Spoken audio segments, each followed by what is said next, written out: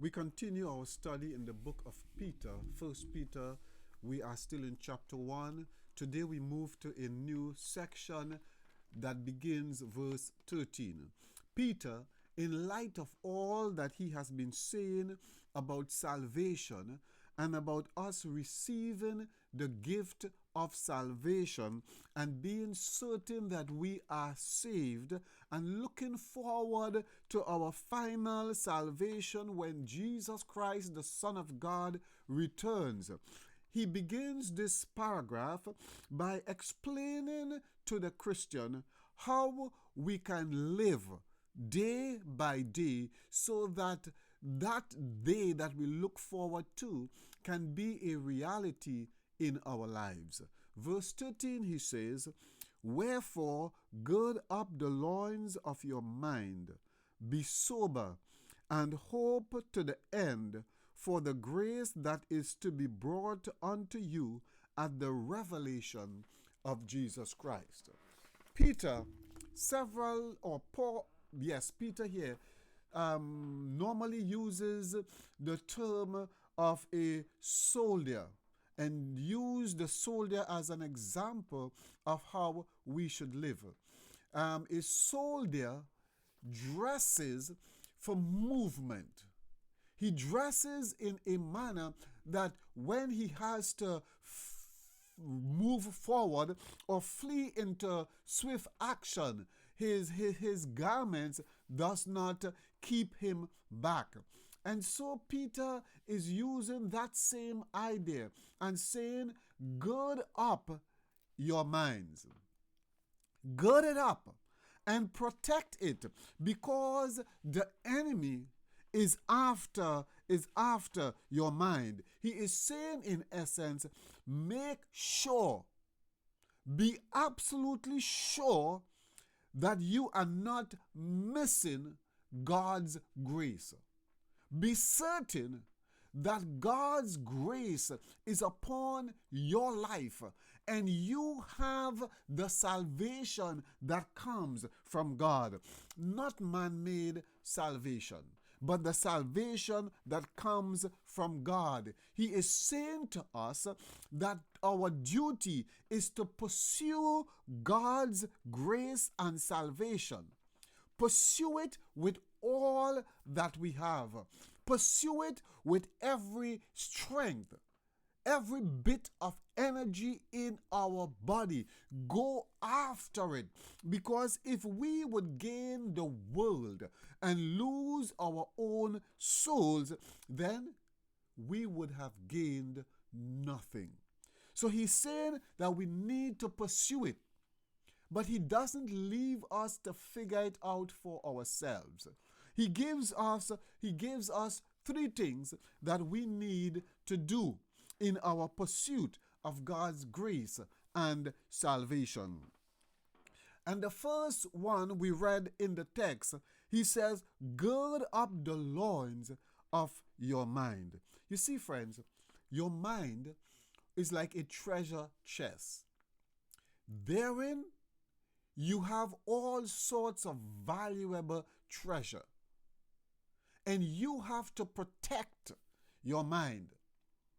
If you want to use agricultural terms, your mind is like a fertile field.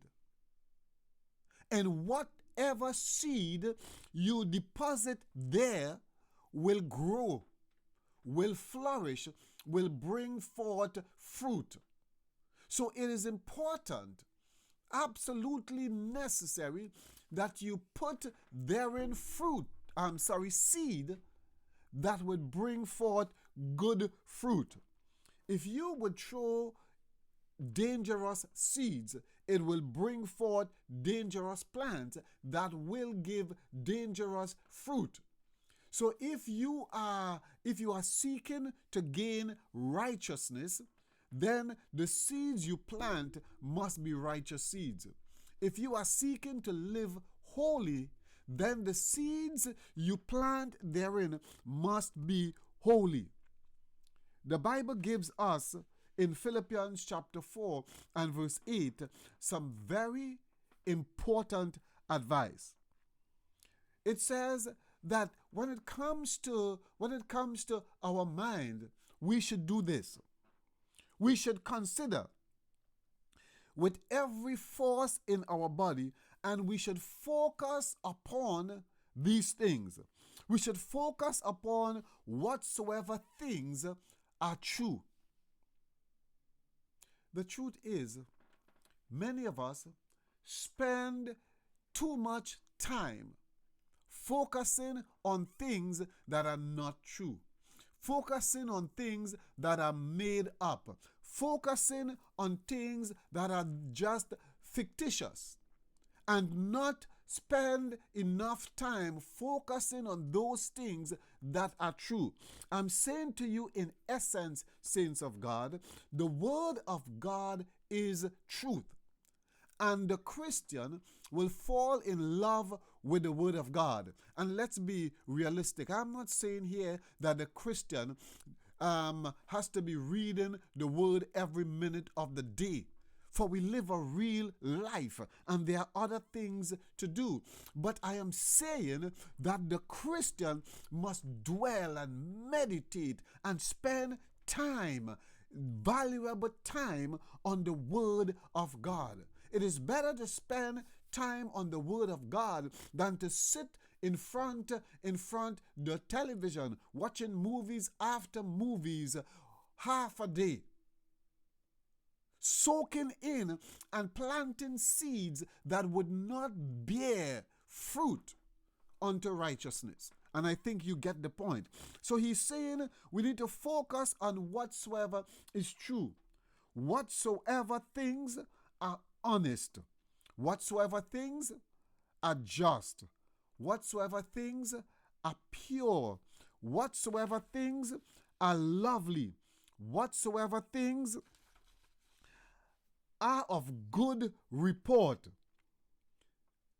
And he ends by saying, if there be any virtue, and if there be any praise, think on these things. You know, I've met individuals who often ask the question, is this good to do for a Christian? Is this good to watch for a Christian? Should we be doing this? Should we be doing that? My friends, if we understand the Word, we wouldn't be asking those questions. Why?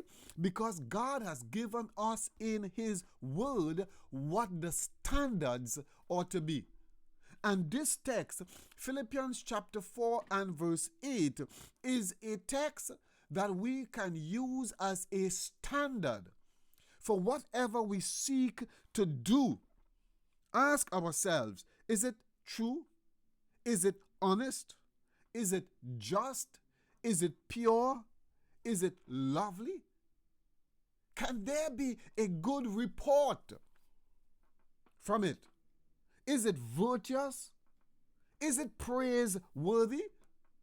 If we can answer, yes, it is, then I believe God will be pleased in us walking in that direction. Listen to what Paul says in 2 Corinthians chapter 10, verses 3 to 5.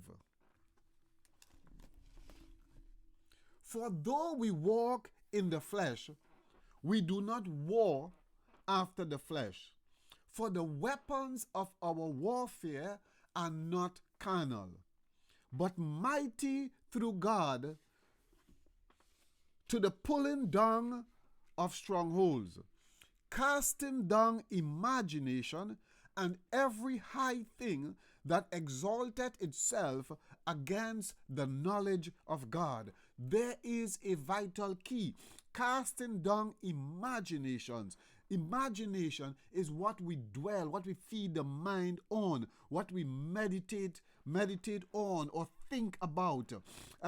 Casting down imagination and every high thought that exalteth itself against the knowledge of God, and bringing into captivity every thought to the obedience of Christ. My friends, in order for us to be successful spiritually, we must guard our minds and bring every thought into obedience to Christ. So when the thought comes into our mind, we need to bring that thought to the obedience of God. If that thought does not harmonize with the word of God, we should reject it. The very warfare of the believer is spiritual and mental. Therefore, the believer must cast down imagination. Cast down every high thing that exalteth itself against the knowledge of God. And thirdly, the believer should bring into captivity every thought to the obedience of Christ. My friends, Jesus Christ took our place on Calvary, gaining the victory for us, gaining a spiritual victory. And so we are called upon to walk in harmony with his will. And the first principle Peter is dealing here with, he is saying that we need to be careful with our minds. We need to gird up the loins of our minds. We need to protect our minds. We need to feed mostly on spiritual things, those things that would last for time and for eternity.